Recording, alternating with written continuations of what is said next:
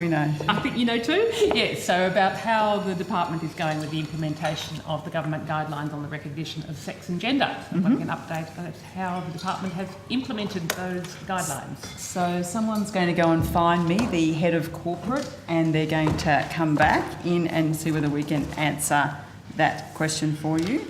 But I can assure you that the department is adhering to Part 19 of the Australian Government Guidelines on the Recognition of Sex and Gender, which allows staff to identify their gender as M for male, F female or X indeterminate, intersex or unspecified. And Mr Hudson might be able to give us a little bit more detail on how we do that. Thank you. Thanks, Mr Hudson, for coming back in. Adrian Hudson, Group Manager. Well done for not running straight out the building.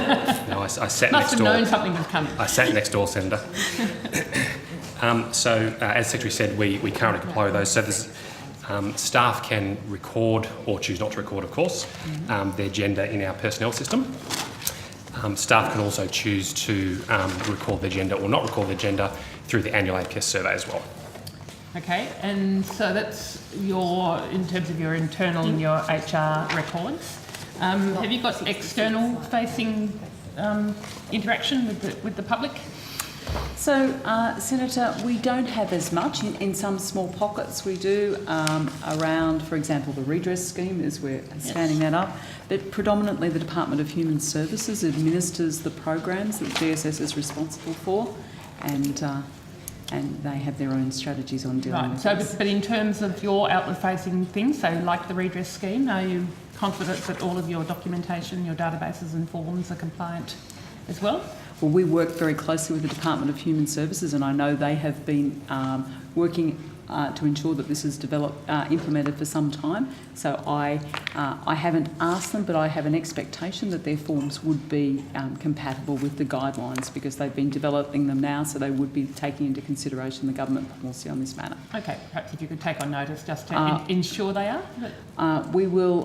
They'll be joining us tomorrow, and we'll answer that question as they start with us to make sure that their forms are.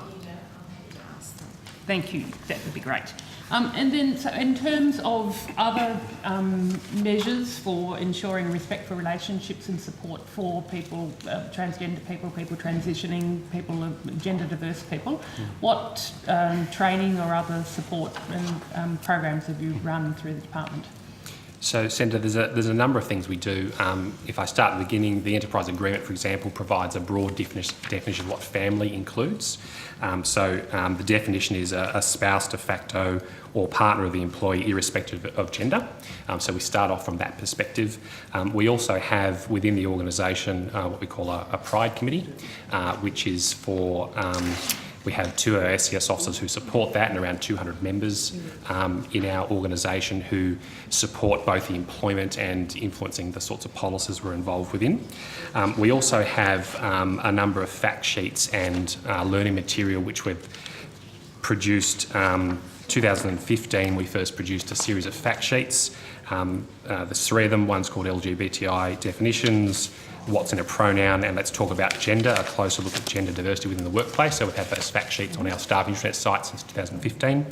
We also made available in March 2016 an online training package for our staff, which is called LGBTI Inclusion Walking in Rainbow Shoes. So that was first made available in March 2016.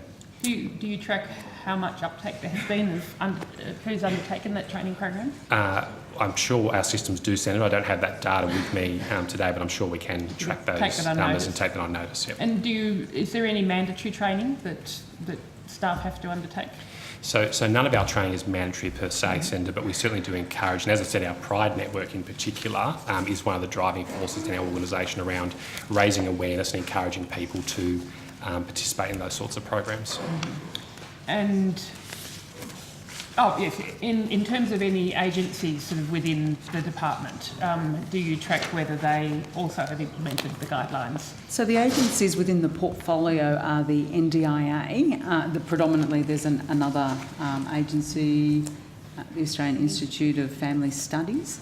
I don't have that material with us, but we could, Mr Hudson could ask their corporate areas to make sure that that's the case. Okay, my expectation is because of the nature of the work in the social services portfolio, people are very aware of these issues and very committed, and so therefore quite keen to ensure that they are adhering with not only government policy but best practice and broader Ms. issues. Campbell, yes, so if you could take on notice whether the agencies have implemented it, that'd be great. Yes, Thank you. Senator. Thanks, Chair.